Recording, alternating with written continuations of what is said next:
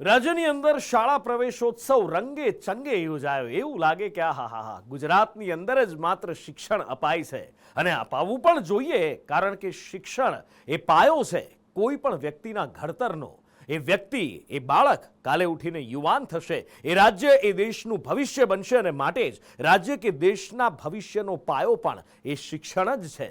પણ એ શિક્ષણનો પાયો જો કાચો હોય તો, બહારથી સરસ મજાનું રંગકામ કરી નાખ્યું હોય પણ અંદર પોલમ પોલ હોય તો? આ સવાલ એટલા માટે ઉઠાવવો પડી રહ્યો છે કારણ કે રાજ્ય સરકારે જે શાળા પ્રવેશોત્સવ કર્યો એની પાછળની એક કાળી બાજુ પણ સામે આવી છે. આપ આંકડાથી તો સારી રીતે પરિચિત છો, જે વિધાનસભામાં રજૂ કરવામાં આવે છે. 6000 શાળાઓ એક શિક્ષકથી ચાલતી હોય, 19,000 ઓરડાની ઘટ હોય, વગેરે વગેરે વગેરે ખૂબ સારી રીતે જાણો છો. પણ આ સ્કૂલોની અંદર શું થાય છે એ ખબર છે?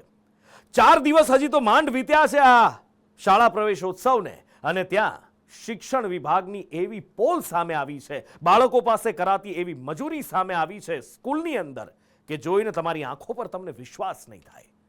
શિક્ષણ વ્યવસ્થાના ખસ્તા હાલ, સ્કૂલોની જર્જરિત હાલત, બાળકોનું ભાવિ અહીંયા ઘડાય છે જ્યાં બાળકો પાસે કરાવાય છે કામ. સ્કૂલ એ વિદ્યાનું મંદિર છે જ્યાં બાળકોનું ભાવિ ઘડાય છે, પણ નેતાઓ અને અધિકારીઓ ખાલી તાઇફા કરી રહ્યા હોય એવું લાગી રહ્યું છે, કારણ કે વાસ્તવિકતા કોઈને જોવી નથી, સ્થિતિ કોઈને સુધારવી નથી. આવું કહેવા પાછળનું કારણ છે બોટાદથી સામે આવેલી આ તસવીરો. આ દ્રશ્યો બોટાદના બારાનિયા ગામની સ્કૂલના છે. સ્કૂલ પાસે ઓરડો છે, પણ બાળકોને શિક્ષણ લેવા માટે બહાર બેસવું પડે છે.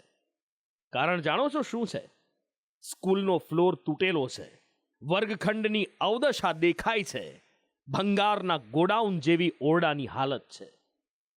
આ સ્થિતિ અહીંયા 1-2 મહિના કે 6-8 મહિનાથી નથી, 4 વર્ષથી અહીંયા આવી જ હાલત છે.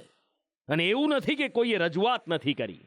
વાલીઓ દ્વારા અનેક વાર રજૂઆત કરાઈ છે, પણ ના કોઈ અધિકારીએ એની દરકાર લીધી, ના કોઈ નેતાએ એની દરકાર લીધી. સ્કૂલ કેવી છે? આ સ્કૂલ તો પડે એવી છે અને માંડ બીતા આવી છે, અને રસ્તોય ખરાબ છે, પાણી ભરાઈ જાય છે, જ વરસાદ આવે એટલે ઘરે જતું રહેવાનું. એમાં એનું બાંધકામમાં એટલો બધો ભ્રષ્ટાચાર થયો છે અને બાંધકામ એકદમ હલકી ગુણવત્તાનું કરવામાં આવ્યું છે. અને એ સ્કૂલ બની ત્યારથી જ તે વિદ્યાર્થીઓને ભણવા લાયક હતી જ નહીં, અને એના માટે અમે રજૂઆત કરેલી, પરંતુ કોઈ સાંભળતું નથી. ગામડાઓની સ્થિતિ જોઈને તો તમે ચોંકી જશો, જ્યાં કોઈ રણીધણી જ નથી. એક બાજુ સરકાર શાળા પ્રવેશોત્સવની મોટી મોટી વાતો કરે છે, બીજી બાજુ શિક્ષણ વ્યવસ્થાની આવી હાલત ખરેખર ચોંકાવનારી છે. ક્યાંક બાળકો જર્જરિત શાળાના કારણે ચોમાસામાં ખુલ્લામાં પલળીને ભણવા મજબૂર છે, તો ક્યાંક એમની પાસે મજૂરી કરાવવામાં આવી રહી છે, ને એ પણ એમના માથે તોળાતા મોત સાથે.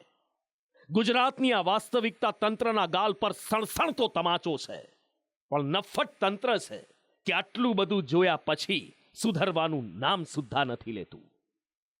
બ્યુરો રિપોર્ટ, સંદેશ ન્યૂઝ.